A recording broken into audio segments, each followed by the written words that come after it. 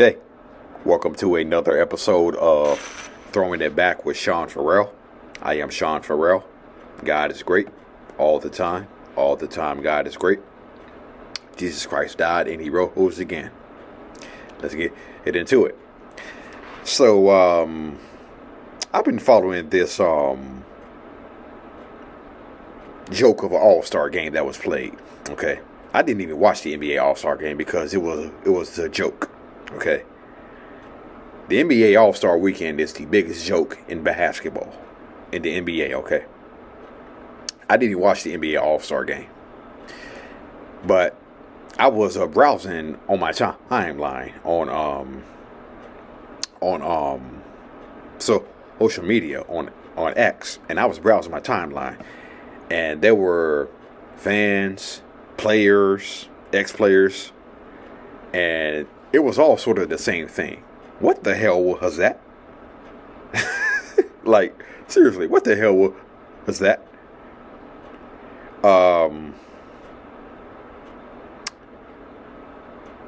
It was not good. It was not good, okay? And I just saw all this poll. I just saw all this poll where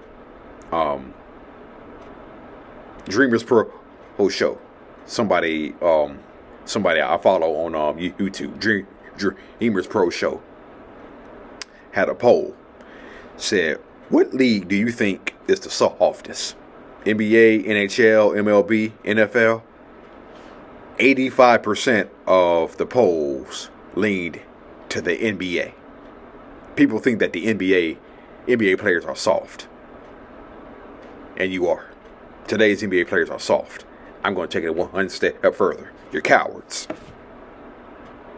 Yeah, that's right, I said it. You're cowards. NBA players today are cowards. 100% unadulterated cowards. The biggest one being LeBron James, okay? And I think Kevin Durant proved how much of a coward he is with his latest comments, okay? This shit today is so unwatchable. This is some of the NBA, this is some of the saddest shit I've ever seen. Lord have mercy. Lord have mercy. It's like, what did I say a while back? Old school NBA, New Jack City. NBA Today, G League. This is what I said a few weeks ago, okay? Remember when Joe Mazzulla said the NBA needs to bring back fighting? Okay? Yes. Bring it back. Bring back fighting, okay? Bring back fighting. Not every game, but we want to see the occasional pushing, shoving, trash talking. That's what fans like to see. We like to see confrontations. Okay? We like to see confrontations. I remember back in the early 90s, okay?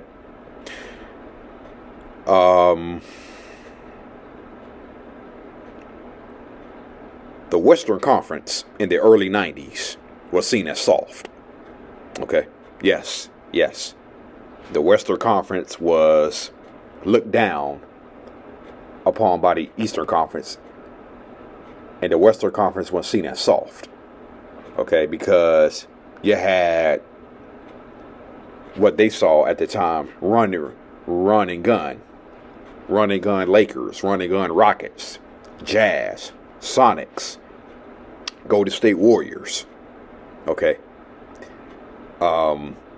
It was said that the Western Conference was soft because their run and gun, and the Eastern Conference was seen as tough, because as a tougher conference, because you had physical Chicago, physical Detroit, physical New York, physical Indiana, okay?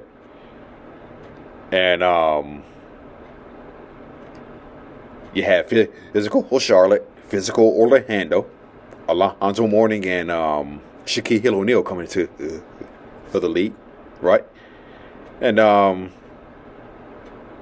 so the Western Conference was looked down upon as soft, which led to this confrontation in Phoenix late in the year. Here it goes. Rivers. Oh, Johnson and Rivers in a delay. Oh, look out. Here comes Rivers after Johnson. We have a free-for-all. Johnson blindsided Rivers. Rivers went down, and this could become ugly. It is ugly. Tim Captain is holding Anthony Mason. The assistant coach Dick accidentally hit down. And Bo Kimball restraining. Big Anthony. Big Anthony hits Kevin Johnson. While it was being held. That is awful. And now, Johnson diving on Anthony. Boy, this is one you will not see in the NBA. This is awful. Pat Riley's on the floor. Pat Riley in the midst of it. Greg Anthony, though, took a shot at Kevin Johnson while he was being held.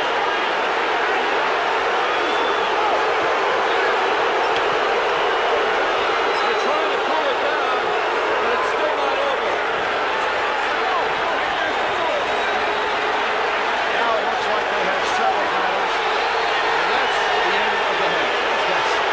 Paul Westphal was trying to convince his team to walk off the floor. Looks like Pat Riley has succeeded. Pat Riley's pants have been ripped down the side. And now the officials are being guided back to their dressing room by a show of security people, and the Suns are hearing it from the crowd. And I tell you, they're very fortunate that the crowd stayed controlled. Well, we're also fortunate that this timing was such at the half ended. We got the Knicks to leave the floor. Well, I think Greg Anthony's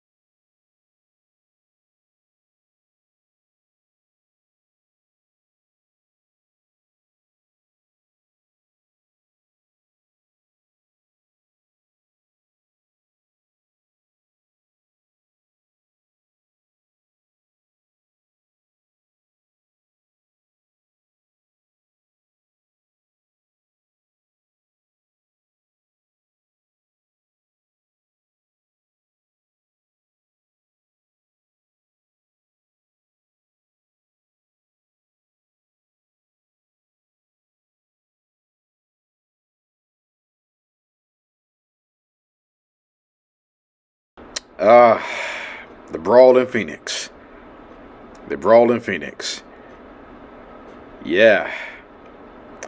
That brawl really started when Kevin Johnson was taunting the Hawk Rivers. So. And then Kevin Johnson delivered another cheap shot, and then that's when all hell broke loose. And Pat Riley got his pants torn. Greg Anthony cheap shot at Kevin Johnson from behind. It was just a wild brawl. A wild brawl. And as strange as it sounds, I think fans, we want to see that every once in a while. Okay? Fans want to see that.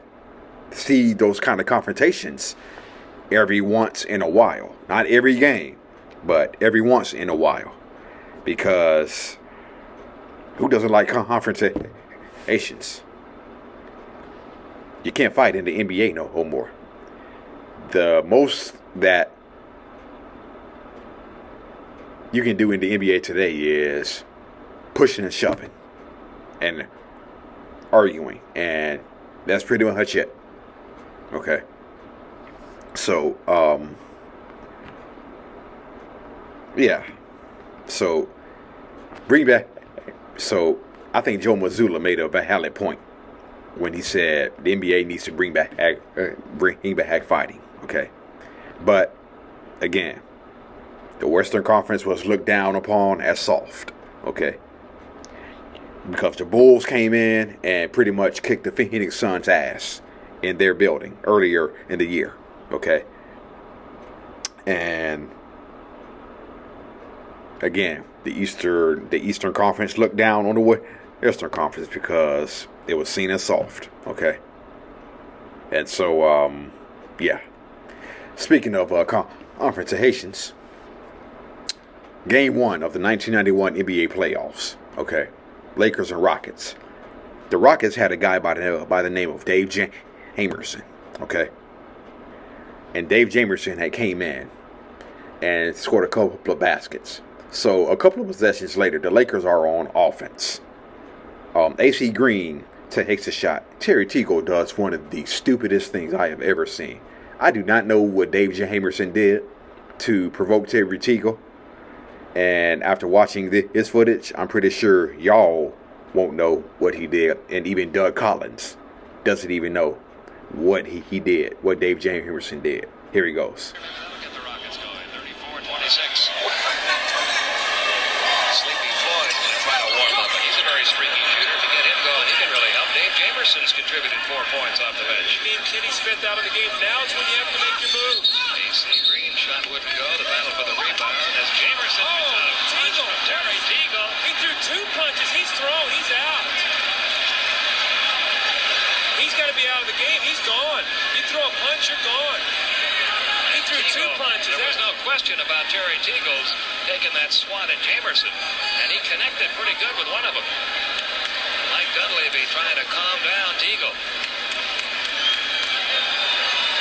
See, this is a playoff game, and your tempers are going to flare, but you can't get yourself kicked out of a ball game, regardless of what Jamerson might have done. And he still wants to go at it. Now David Wood coming over. He's got to get off the floor. Terry Teagle's going to get a serious fine here. He's got to get to the locker room. Jack Ben's telling him, get to the locker room. He's going to get a serious fine for this. So early in the second quarter of Game 1 of this series, a very costly loss for the Los Angeles Lakers. Terry Teagle's temper getting the better of him. He took a punch at Dave Jamerson, and Teagle is gone for the night. He's a very important piece of this Laker puzzle. Here's the shot going up. Now, I don't see. Whoa, boy. Wow. He hits him in the neck, and then he comes after him with a left hook. I'll tell you what, that was so blatant that Terry Teagle may be in trouble for the rest of this entire series. I don't see what Jamerson did to get him so upset. Me neither. From what we saw there, it was just a normal effort on the rebound. Here they go up, they get caught up with each other, and they just both sort of push a little bit, but I don't see that Jamerson did anything to really start that. Do you, Pete? No, it didn't appear that there was anything there. There's the block out. You see it just going up. And there's the punch, and there was was no question about Jamerson being blindsided by Teagle. Big Larry Smith coming over to grab Terry Teagle, who was still furious. And it took a while to get him calmed down. Well, the foul has been called, obviously. Teagle's gone for the night. Jamerson at the line. And he is...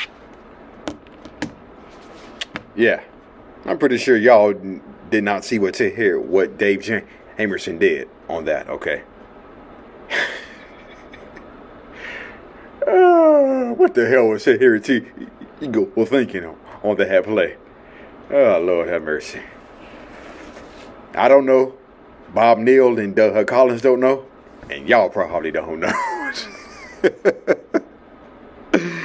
Oh, boy. Yeah. But,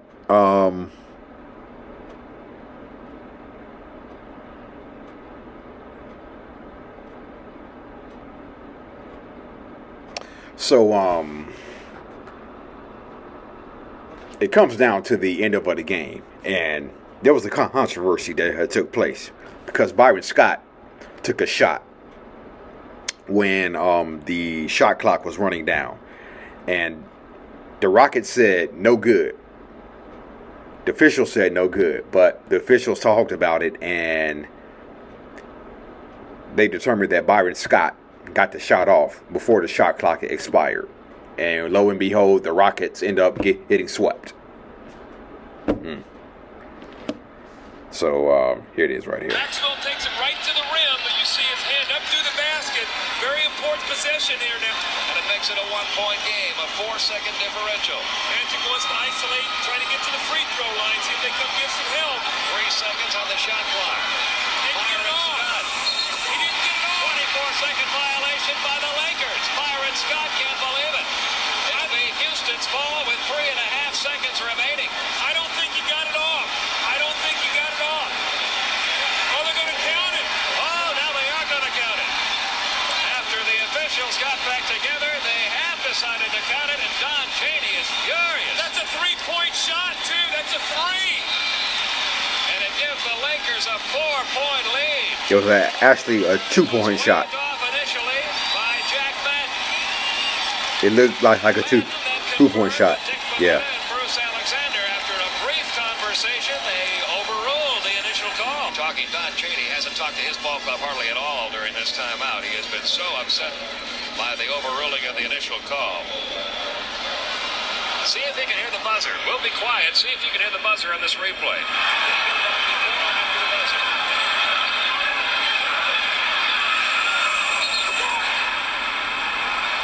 See, that's hard to see because that's the game clock. You know, we really don't have the second clock, the 24-second shot clock. Yeah, so that was a shot that pretty much decided the series for the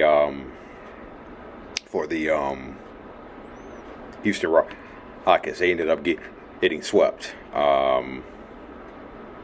they ended up getting swept by the Lakers 3 straight. But yeah.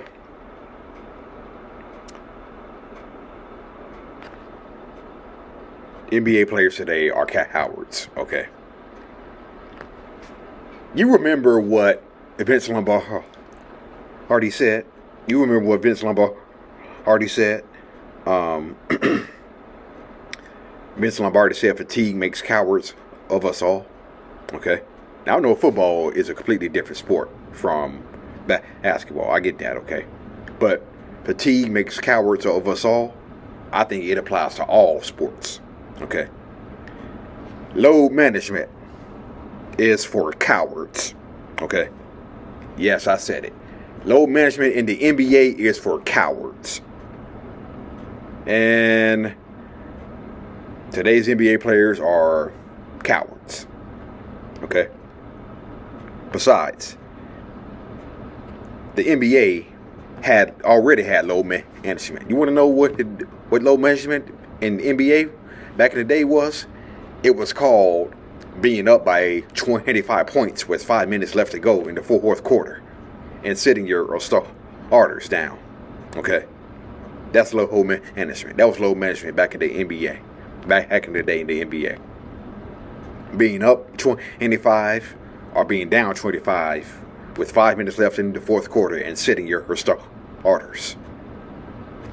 That was load management. Okay. Which made it all the more surprising when AC Green agreed with load management. Did y'all see this? I saw something on Basketball Network where AC Green actually agreed with load management. Okay. This is the same guy who played in 1 trillion consecutive games. Okay. This guy played in 1 trillion consecutive games. And AC Green doesn't have a problem with load management. That was surprising to hear. AC Green likes load management.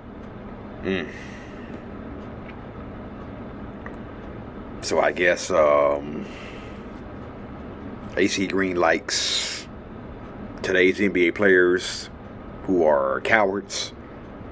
Yeah, that's kind of surprising to hear from AC Green.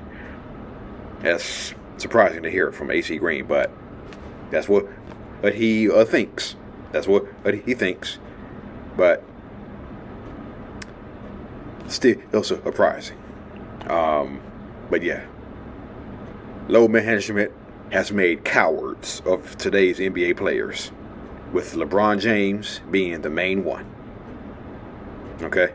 And I am not taking that statement back. Today's NBA players are cowards. 100% point blank.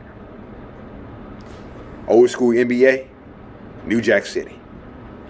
NBA players today, cowards. There were no cowards back in Bill Russell's day. There were no cowards back in Wilt's day. Magic, Larry, Michael, Isaiah, Kobe. There were no cowards in the NBA. Okay. Well, at least for the first half of Kobe's career. Okay. And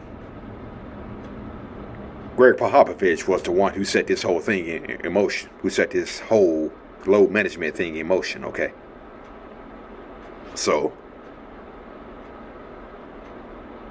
cowards NBA players are today.